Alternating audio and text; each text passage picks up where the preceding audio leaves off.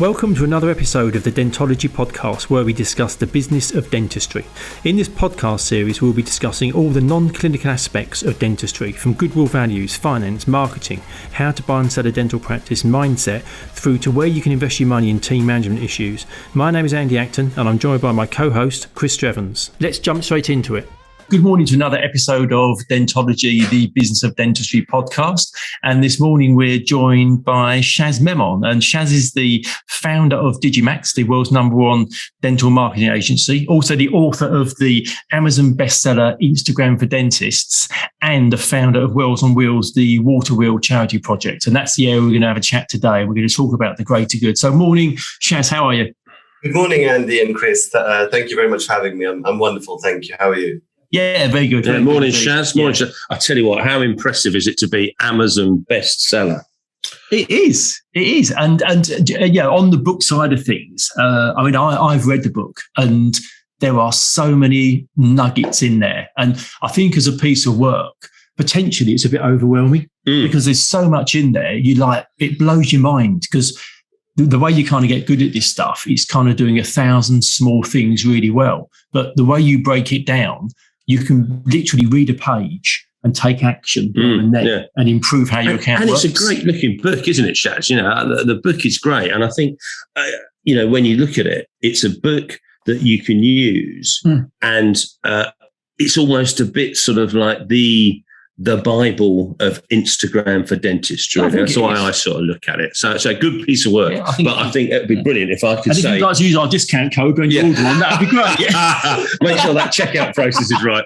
And I'd like to put on something. Can you imagine that? Hi, my name's Chris Strevens. I'm Amazon bookseller, best one, or whatever it is. What a great one. That is brilliant. Anyway, we digress. We do. So, Shaz, just for a starter, could you just perhaps give us a little bit of background to yourself and how you ended up kind of being, your niche being dentistry? How did that come about? Sure. I mean, it's a little bit of a long story, so I'm just going to try and keep it as interesting as possible. My brothers are designers, and I'm the baby of the family. So when I was growing up, my brothers are 10 years older. I was immersed in a family of designers. So they're in their 60s. They've just turned 50. So and I'm under 40, right? So they're about 12-year age gap. So as I was growing up, my little eyes were seeing what they were doing, and it was a time before computers even existed. So they would, to make a leaflet, for example, there was something called letter set, and you would transfer the letters one by one. You rubbed them off, didn't you, and then peeled it back? Yes. And that was real skill. So I was seeing this as I grew up. I didn't really know that would become a part of me at the time. And by the time I got to, in school, I'm talking year 5, I was selling, because a dad bought us an Amstrad. And when my brothers went at home, we had a dot matrix printer. I was selling posters for 5p each for like kids in the bedroom. And it was... What you were? Yeah, I was. In the classroom, I would like customize with someone's name on there. So I'd sell it to them in school, like 5p, 10p. Little did I know the inks were worth a lot more than the 5, 10p I was making. But I had no mentor because I was doing it in secret, right? So no one's meant to know I'm doing this. A bit Richard Branson-ish, really. That sort of, that entrepreneurial spot, Shaz. Brilliant. Yeah, except without any profit whatsoever. And then when I got to college, for example, my assignments, the depth in them was probably not there, but the way they were presented were fantastic. And there were always some tutors that were highly impressed by the presentation and kind of thought, you know what, the presentation's so good, I'm going to give them a really good mark. And be funny, I had really intelligent friends, and they'd be like, how did you get a better mark than me? And it was amazing because I was learning about that presentation sometimes was so much more important for some people than, what's inside. And then, I got to uni, and that was a difficult time for me because I love designing, but there's no, you don't go and study graphic design at university. And so I had to find a degree that I was interested in. And there was a degree called e-commerce. It was a brand new degree. And I think someone just boshed together a few modules. They put a bit of business in, a bit of internet in. And, it turned out there was even maths in there. And all the students, we all had a great synergy because we all were there to learn something new, but we didn't know what was going to happen. And so I went through this university degree. And what I did was with my student loan, so we're in a 3-bed semi at the time, with my parents, I had a garage at the back, and my parents had accumulated about 30 years worth of junk. So this garage, so I don't know if you know about this, very few Indians actually use their garages for cars. So our garage was filled to the brim with like double glazing brochures and all sorts of nonsense. And my dad's a bit of a hoarder. So John said, right. I think that's a fair assumption. If you're keeping double glazing brochures, I think that pre-qualifies you as a hoarder. And I think it's even a non-Indian thing. I think not many people use garages nowadays, I tell you. So can you imagine? So I'm now clearing this out when my dad's out, because my mum said, you better do it when your dad's out. It was so interesting to see some of this old stuff. So it took me like 3 weeks to clear it out, because every time I picked something up, I was like, oh, that's an interesting design. Is this what they did in the 60s? So I cleared it out. I did a lot of work on the garage myself to renovate it into, like, refurb it so I could turn it into like a home office. Right. So this is the back of the garden, motorway behind me. I didn't know that would be the beginning of Digimax, really. And I started taking on clients. So I always designed like flyers for parties in university, and I'd charge £150 for one flyer.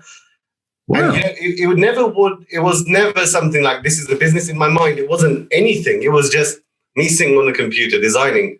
And when I left when I graduated, all my friends are looking for jobs, and they're looking for like IT jobs, and e-commerce was still in its infancy. So there was nothing that really piqued my interest. So I just stayed in my garage, didn't apply for any jobs. And I had all these clients by now that were giving me work. And I had a business. I formed Digimax in 2003. I actually came up with the name Digimax in high school. So the D that we use for Digimax today is the exact same one I drew in the maths class. And I remember that moment. Wow. So, that's brilliant. That's heritage and legacy. Yeah. To have something like that is fabulous. And whenever we get a new designer, they're like, isn't it time we update it? And I say, well, you really don't want to be saying this to me. You don't know. That's like, shall we do something with your firstborn child? Yeah. It's like, no. You leave that alone. That's right, You leave that alone. Everything's been touched except that D. So, it is. I'm quite attached to that shape. And I always say people don't get too attached to things. So this is where it got interesting. So now I'm designing. Everyone's complimenting me on how good I am. Even my brothers are a little bit impressed, like, wow, how did he, like, they started asking me for advice on things. And that's really when I thought, okay, I get the 10,000 hours thing, because by this time I've probably done 10,000 hours and I've just started. So I was really good for the age I was starting at. And then I had lots of issues, for example, being very young. How do I get the work that really interests me, like doing work for famous names?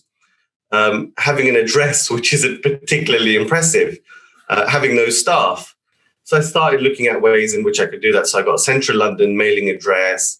I got a phone answering service which would say, hold on a moment, let me see if Shaz is free. Shaz is bloody always free. And then put the call through to me. So I had to build this facade of, I'm bigger than I am. And it was just me. So But that's just bootstrapping, isn't it? That's the way great businesses start. Yeah. You just start doing your thing, and then you keep bolting things onto it. And I think people that spend too long thinking and planning and building, they haven't even worked out whether people want the thing they're selling. Whereas you did it the other way around, and you just started selling stuff. And then you said, well, I think there's a business out of it. Let me start putting in place that infrastructure. That for me, that's the best way to go. Yeah, absolutely. You're absolutely right. That's exactly what happened. And I loved doing the designing so much. It really was even a thing where money wouldn't even come into it. People would ask me for quotes, and eventually you built a relationship with people where you wouldn't quote them. And often I would probably invoice them like a year later, because it was the least important thing to me, because I knew there was work there. And I got busy very, very quickly. But the sad thing that actually happened was, I would enter my garage at like 6 a.m. and I'd leave my garage at probably 1 a.m. So I started having very little sleep, because it's only me. I had no idea what recruitment was. It was just not in my mind. In my mind, no one can do what I'm doing. And then 2 years, I put on quite a bit of weight. I was very depressed. To get into the house, you pass the kitchen. So I'd eat on the way in, on the way out. If I go in for a week, I would eat again. And it was very lonely. And I got to a point where I actually thought, why am I not enjoying it anymore? And in the background, I had clients like solicitors. I had a dental client. I had quite a few clients, but they just got to a point where I couldn't take it anymore. And I started ignoring phone calls. I started not replying to emails the same way I would. And a lot of my clients, they were really patient, but some of them were like, what's going on? Is there an issue? Do you not want to do our work? And that's when I started this fun started to get sucked out. So my brother came to me, and at this point, he's got an office and he's got 2 or 3 staff. And he said, what are you doing? Why don't you just employ someone? And I said, I haven't got the money for that. And he says, well, why do you say that? And I said, I can't afford like £25,000. I probably make that. And he said, well, what's the worst thing that's going to happen? After 3 months, you're going to realize you can't afford it. And you can just end it there. There's a probation period. And then I said, well, they're not going to be able to design like me. He said, well, every big business, if they thought like that, and there's so many design agencies, they would get nowhere. So just do one thing, hire someone and just see how it goes. So I put out an ad on Gumtree, and the advert was for £10,000 a year, part-time, and you work 2 days a week or 3 days a week, something like that, certain hours from the back of my garage.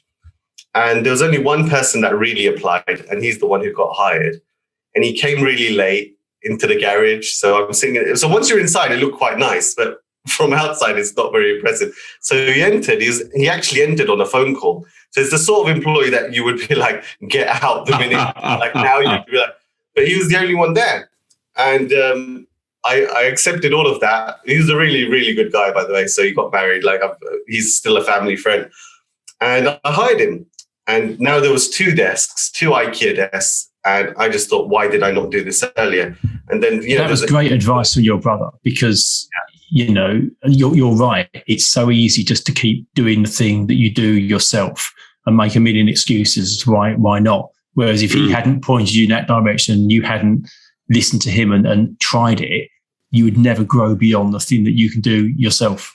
And out of interest, Shaz, did you mention it so did you reach out with the fact that you were struggling, or did he spot that you were struggling? So you didn't reach out, he came to you, because I think that's quite an interesting one, especially, with all about mental health and accepting that maybe sometimes we do need help. Honestly, he just saw the state of me and he thought, what the hell has happened to him? Wow. And he said, let's have a chat. I've never been one to speak openly. Like it's always been that way with me. And he just spotted it and he probed me until he got some answers. Wow. I think that's a real lesson, isn't it? I mean, I think you're not uncommon in the fact that people don't talk about stuff. And I think, what was that thing we were talking about in the office the other day, that, when you say, are you fine? Yeah. And then the easy one is to say, yeah, I am fine. But then the next question is, no, are you really fine? And that sometimes is the gateway to get to talk to people. I think really important. That's really great you shared that, actually, Shaz. Thank you. Yeah, no, really interesting. And I think that's what, when I get young people approach me, I make a lot of time for young people, people who are 18 to 23, for anything.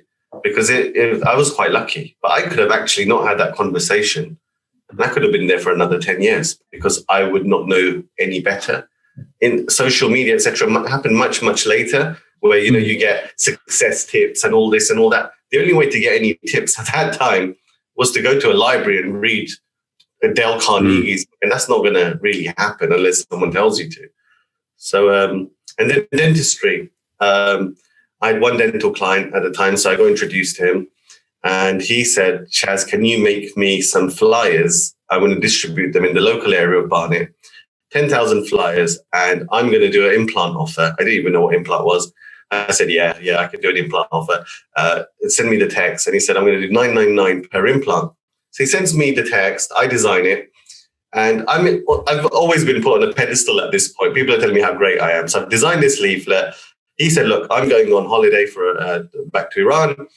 Can you just get it printed? I'm sure it's going to be fine. Again, learning about the approval process. You never do that. So I said, okay, fine. So I designed it how I wanted, bright red, because he said, I want everyone to see this offer.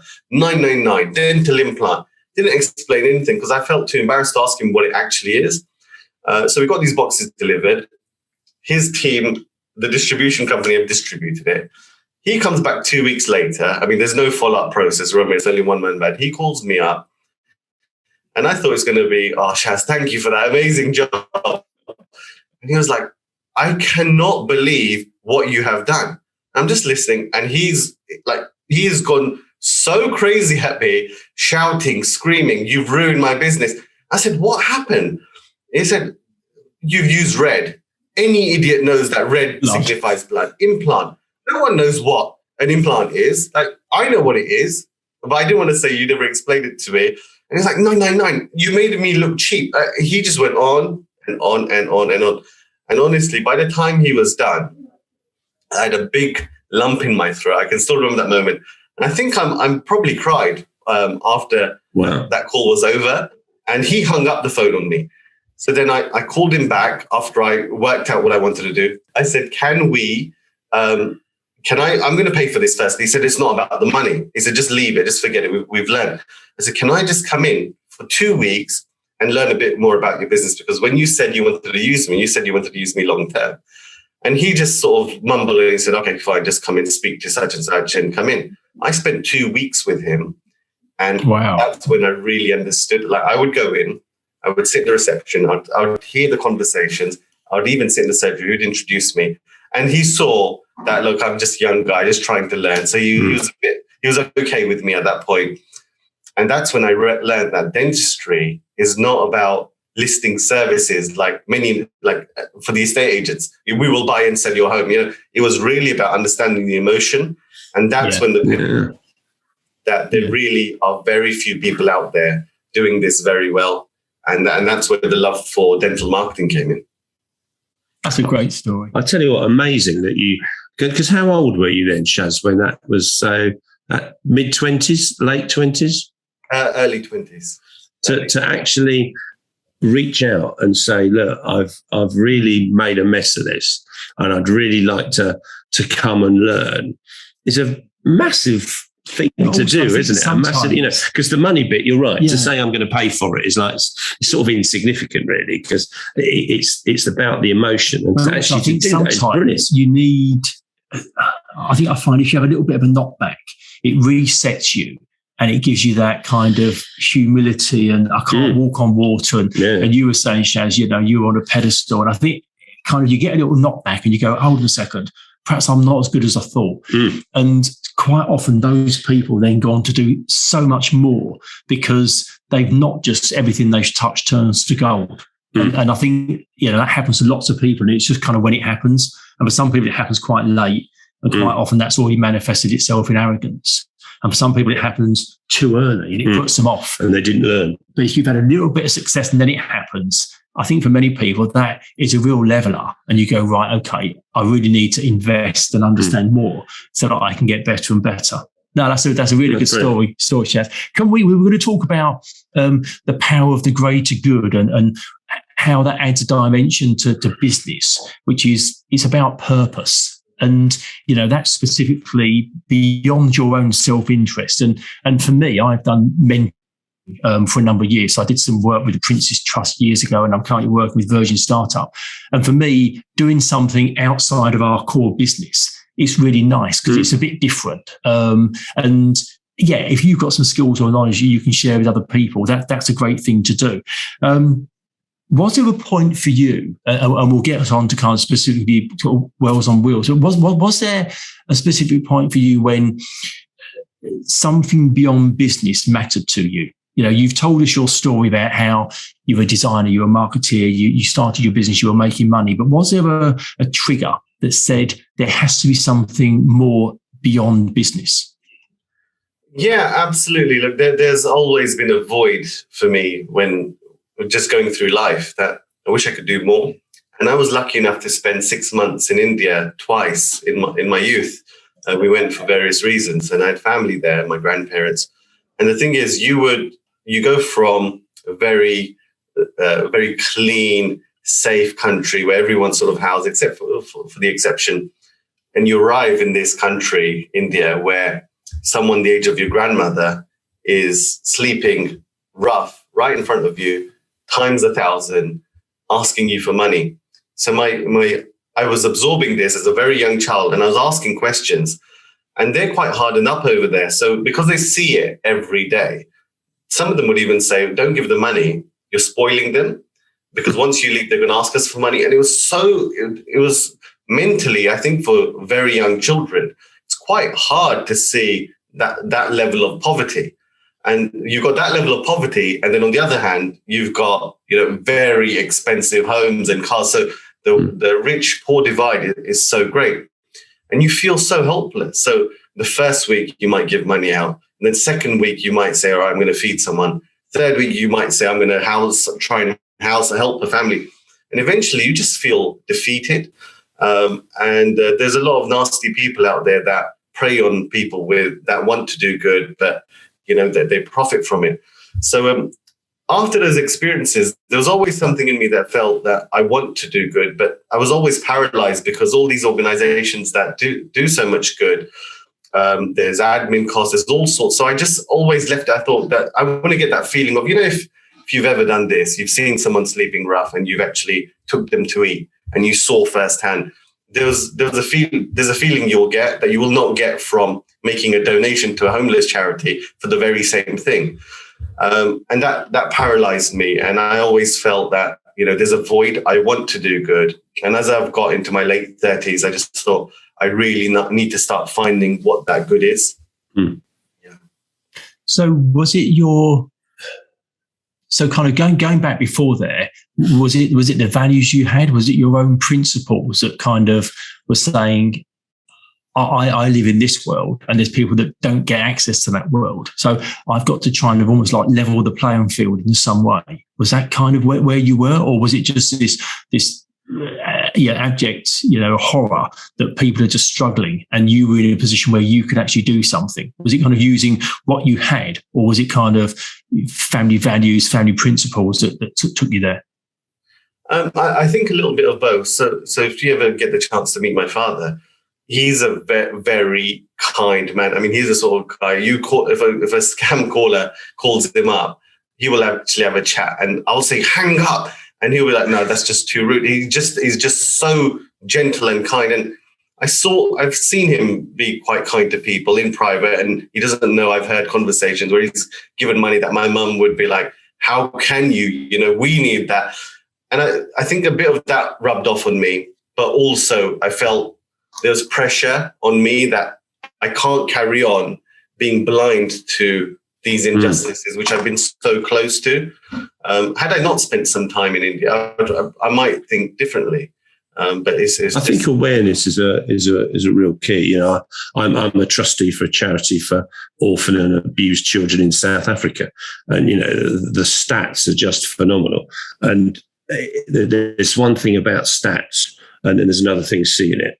And I think when you see it and you experience it and you understand how it happens, I think then, in a way, it sort of almost like engages potentially a little switch in your head. And I think sometimes you either have that switch or you don't have that switch, because it's either, as you say, Shaz, we've been out, and we've given money to people that are homeless or taken them for something to eat, rather than just walk on by. And I think the answer is you have to be that person who says, I want to do something. And I know with the charities that I'm involved with, the biggest issue we have is actually getting people to do stuff. People are really happy to give money, but actually getting someone to do something is really the hard bit. We all need volunteers. We all need people to do stuff. And I think what you've done is brilliant. You've experienced and actually done something. You could have donated, but you didn't. You decided to do something else, which I suppose brings us nicely to Wheels on Wheels. I was going to say, and on the Wheels on Wheels, obviously, I'll leave you to kind of explain more what it's about, but it obviously helps women and young children in India get access to water. And before you explain about kind of what that charity is and how it came about, was it a coincidence that this whole Wells on Wheels thing started at about the same time as you started your own family? Was there a connection that kind of said, I now have a family of my own, and we are so fortunate, we're so privileged, and that happens just because we live in the UK. Living in the UK, our privilege and access to things is on another level to so many people on the planet. Was there a connection between your family and then wanted to try to, lift up and help the people in a really positive way in some of these regions in India? Absolutely, yeah. There's a extremely strong link between me becoming a father. So my daughter's 4 now. So 4 years ago, when that moment happened, and it takes, for us blokes, sometimes it takes a little while to really understand that, has this actually just happened? Am I a father now? And there's a massive boy to man moment. For me anyway, there was a big boy to man moment, and I just saw we're both nodding, Shaz, as you can see. We're both nodding and agreeing with it. And I think between us, we've probably got enough for a father-side team. I think we do. At least. I think we do. Maybe 2. That's like, you inspire me because you've done it so many times. I've just got the one. And what I was going on to say is, I've seen like how much we invest in wrapping them in cotton wool in all aspects of their life. And, I use this example that, in the sun, when my daughter's out, we smother her in sun protection. And, obviously I'll go on to explain the charity, but there's girls in rural India walking, younger than my daughter sometimes, walking for hours, carrying something very heavy back and forth, and they're doing it with a smile. So I felt, just when I became a parent, that I feel parents generally have a responsibility to other innocent children that don't have protection. And it was a massive link for me. So I got softened up at that point. And it just, because, in the front of my mind, I wanted to do good, the opportunities just connected together, and I was able to form Wells on Wheels. Mm. So could you just give us a couple of minutes? What is Wells on Wheels for the people listening? Absolutely. So I'll explain what Wells on Wheels is, but I'll just explain how it came about as well, very quickly. Mm-hmm. As I said, look, I always wanted to do good. So I found it extremely difficult to donate to charities. So I have a cousin in India, and I said to him that, please, can you, in your spare time, go into villages, and, there's a common issue of, dad is trying to get his daughter married. And there's a lot of pressure. So some of these dads will go and take out massive loans. And by massive loans, it's like, we're talking 500 quid. Yeah. But for them, it's till the end of life. And some of them even die very early because they've done everything to pay off these loans. So there's lots of hardships. Someone's had a baby, they haven't got the basics. So I told my cousin, look, you just need to do me a favor, go into these villages, identify who they are.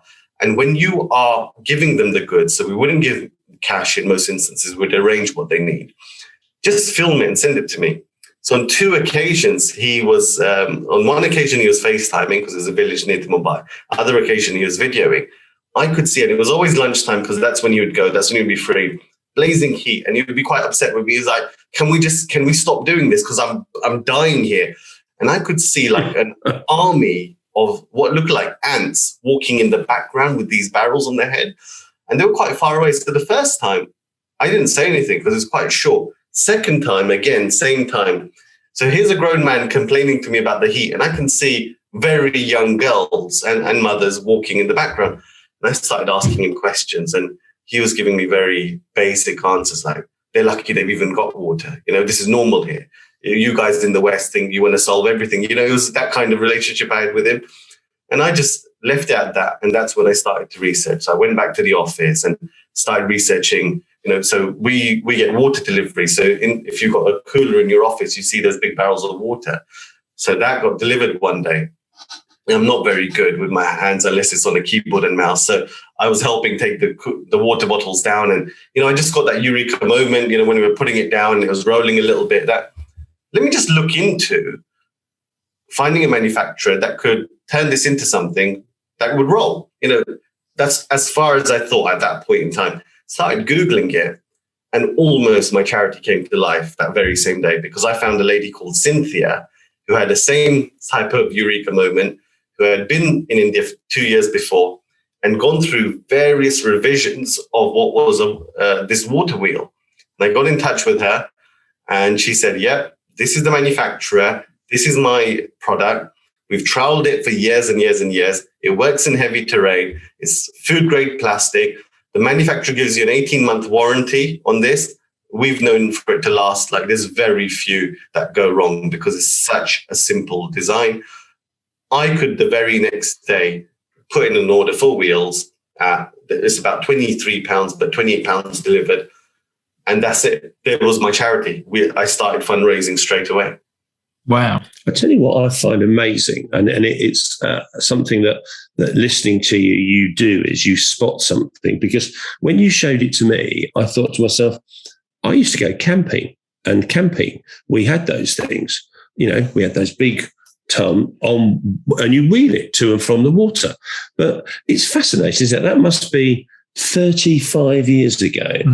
And it took you and this woman to suddenly think, oh, hang on a minute, we can adapt that, use it and utilize it to an issue that's been there for centuries. I think it's amazing that you sort of saw something and then did something about it and just spotted that opportunity, which sort of goes back to printing for 5p, your digital printing little copies and also, whatever it is. It's brilliant. And I think for the women and the children, one, I think there's a massive health benefit in that they're not carrying these extraordinarily heavy barrels of water on their head.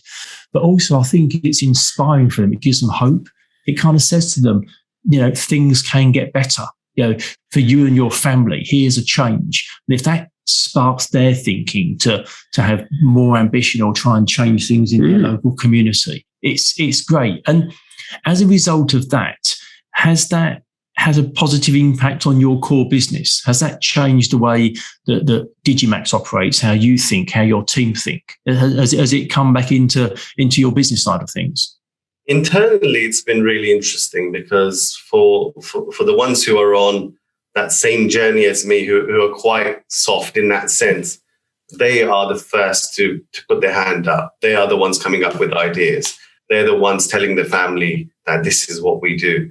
And they are so engaged. And, it's built a separate kind of culture. And obviously, like there's 30 in our team, but there's going to be some that for them, it's just like, I cannot even connect with this. No, goodness, I'm just going to lie low. And then most of them are extremely engaged. But from an external point of view, look, no one's ever told me anyway that we use you because we came to you because of the water wheel concept. No one's actually ever said that. But I know I will use companies that have a strong CSR focus in their business. That tells me they're kind businesses. That tells me that they care. And that tells me they're going to care about the product or service that they're going to supply to me. As long as it's, there's CSR's a genuine thing for them and it's not, a pantomime, which happens as well for some companies. So, I think it must have some external benefit, but no one's ever told me.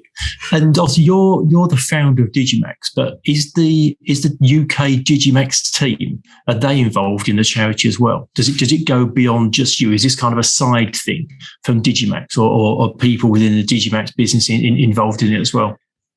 100% the Digimax team were involved. So when we launched the charity, we told them what we're doing. So we held a meeting and we said, look, after the meeting, can each one of you tell us? And we said, look, we don't mind if you say no. It's not linked to your performance or how we view you. This is a separate thing. But whoever wants to be involved, please tell us later. And they all came to us most of them came to us one by one. And the other ones, they didn't say anything. When we do events, the ones that volunteered come, the ones that didn't, we don't think much about it. And I think that's quite right, because you're better off having enthusiastic volunteers as opposed to people being press ganged into it. I've got this vision and idea and we should all rally around and do it with me. You're better off having just 2 or 3 key people who really get it and want to be part of it, which I think is so important. That's life, I suppose, isn't it? That's the way it is. A lot of people aren't particularly interested or are interested but won't do anything about it, rather than actually getting off their what's-its and actually engaging and doing something, whether that be time or money. Yeah. So what's the 20-year plan, the 50-year plan for Wheels on Wheels? Where does it go when we're old and grey and we're sitting having a dinner somewhere and you look back and you say, oh, well, 30 years on. 50 years time, I'll be impressed, I'll tell you. For me, that is. This is where you've got, what's the big plan? So I've been asked this quite a bit, and I've been told there's about 2,000 girls attending school now because they're no longer collecting water. Wow. We started the charity in 2019. And I thought to myself, what if we could get 1 million girls attending school? The population is huge in India, as you know. What would the next 15 years look like for these young girls? Because we know India is a very bright nation, extremely intelligent people out there. But these girls, and even boys, they're not getting the opportunities because they're not attending the schools that other charities have put into these villages. So I really want the next 10, 15, 20 years to be about getting as many of these girls in school. And when people ask me to quote a figure, I say, I would love to have 1 million young girls in school because of the water wheel. Mm. And it's bizarre, isn't it? It's quite intriguing to hear the story, but the concept of just releasing people with a water wheel to go to school creates time, so they're not needing to do this, so endlessly. They're not losing their whole day just traipsing backwards and forwards getting water. And with that time, they get an education. And with that education, they then can have a better, more fulfilling life and a safer life for them in the future. That'd be amazing. To get to 1 million would be staggering, wouldn't it? Yeah, I remember our first water wheel delivery, and Ajay on the ground team, he actually called me up. It was a really bad line. And he says, Shaz, there's a mother and daughter here crying their eyes out.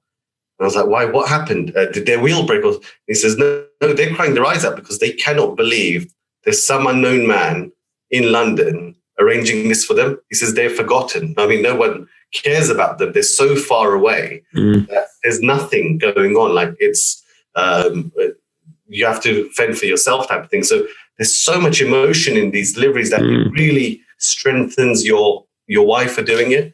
And honestly, you will know, because you both have big teams, it's very easy to come up with ideas, but to get these things moving, you need the most amazing, caring people who are on that same path as you. So all these, I've just been able to connect the dots, but the actual work is happening by some real heroes which stay behind the scenes. Yeah, I've seen the videos, and they're very moving.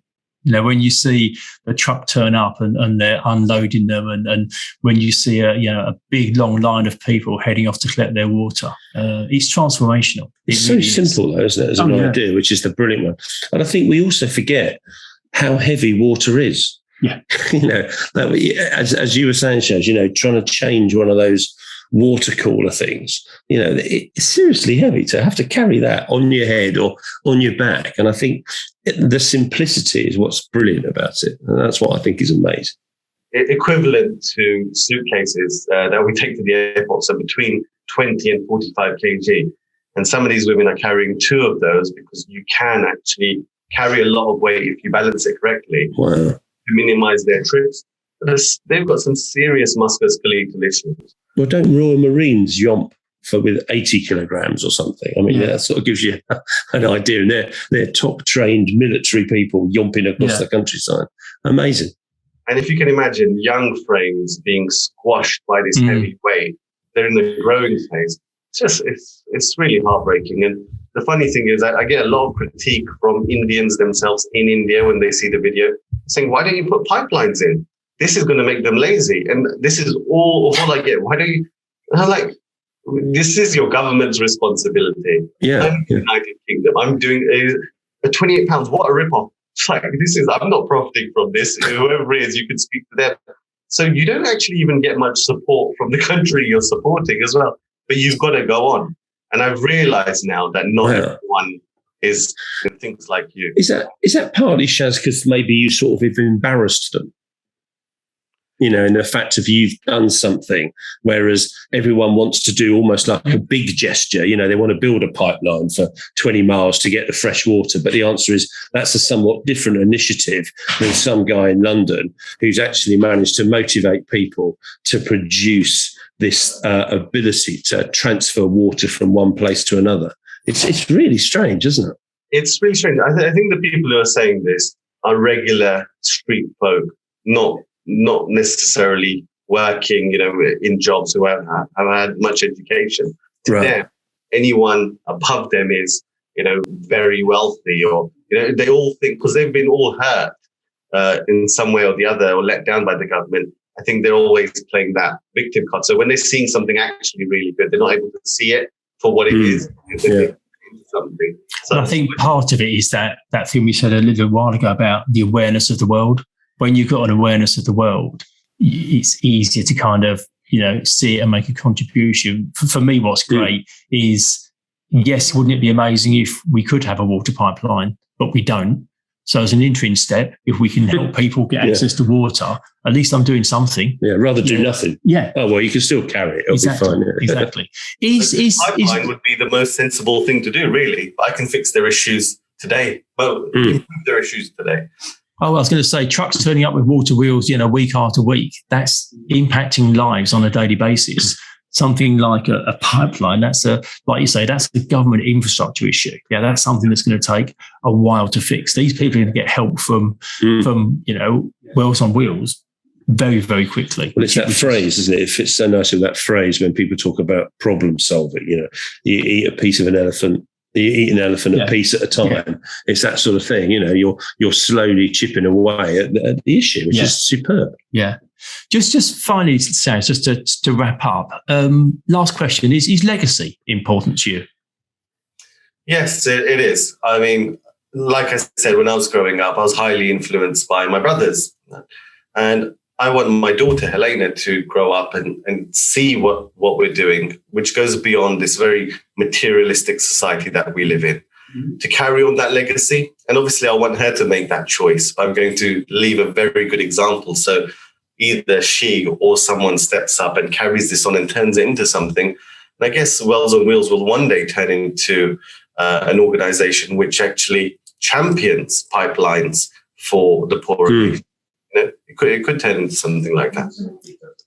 I think you're in a very good place to leave that legacy in place. And if your daughter carries on anything like the work that you started, I think that would be an amazing thing. Yeah, you almost want to make Wheels on Wheels obsolescent, don't you? Yes. In the fact of you've managed to defeat the issue, but at least in the meantime, it's going to be doing something. Oh, it's brilliant. Yeah. But I still remember, and I appreciate it so much, that when I first shared the idea with you, I mean, you didn't even ask how, what, where. You just said, yeah, Frank Taylor and Associates will want to be behind that. And you committed. And those are the sort of things which give me so much strength, because like you've got other friends, like, you're going to be interviewing Harry Ice Connect, and there's lots of other great people out there that will just say, yeah, we know you, we're going to back you. And that's what's given me the strength that on difficult days, you don't think, I'm going to leave it, because there's so many people behind you. So thank you very much to you both for being one of my earliest supporters. No, not at all. We thought, like I say, we still think it's a great idea, and it's something well worthy of supporting. I think we've put a tick in the box. We said that the Dentology, the business of dentistry, the idea is to try and share different dimensions to business, and the conversation today, I think it's been fascinating and intriguing to hear that story and find out more about you Shaz. We know a reasonable amount because we know you well, but it's people to know your story and where you came from, because I think the danger is that people just look at it and go, you are Mr. Instagram, you are the go-to guy, but they have no real concept about where you came from and how you started and where you got to there and the other things that you do. And I think it's been brilliant. It's been great to talk to you. Thank you, Shaz. Thank you. Lovely. Thanks for having me. I really not at all. Well, we really appreciate your time. Look after yourself. Cheers, Shaz. Thanks very much. Cheers, man. Thank you.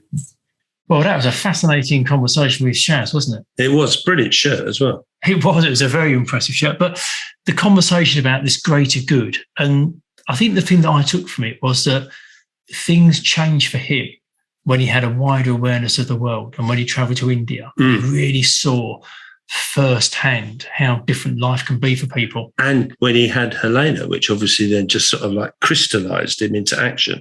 I think the thing that I sort of was amazed by really is, as he said, what with the Wheels on Wheels, it's not sexy, it's not particularly innovative, because as I said, they've had those things for you, but the ability for someone to go problem, solution, fix it together, get it out. And, what was he saying? How many? 2,000 children, 2,000 girls in school? I mean, that's and with stunning. an ambition to get to 1 million. Yeah. And that thing, when he spoke about legacy and why it was important to him, and that he wants to leave something good for his daughter to see what was achieved by her father, to inspire her to go on as the next generation doing the next thing. I thought it was a really, really interesting conversation. It makes you realise, doesn't it? It's not just about water.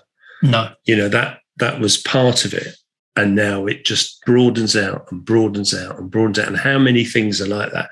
It's just not that thing. No. That just happens to be part of it, or the catalyst. I thought it was brilliant. Yeah, it was a great Superb. conversation. Great conversation. Thank you for listening to this episode of Dentology, where we discuss the business of dentistry. If you like what you heard, please do subscribe where you found this episode. That would be amazing. And also follow us on Instagram.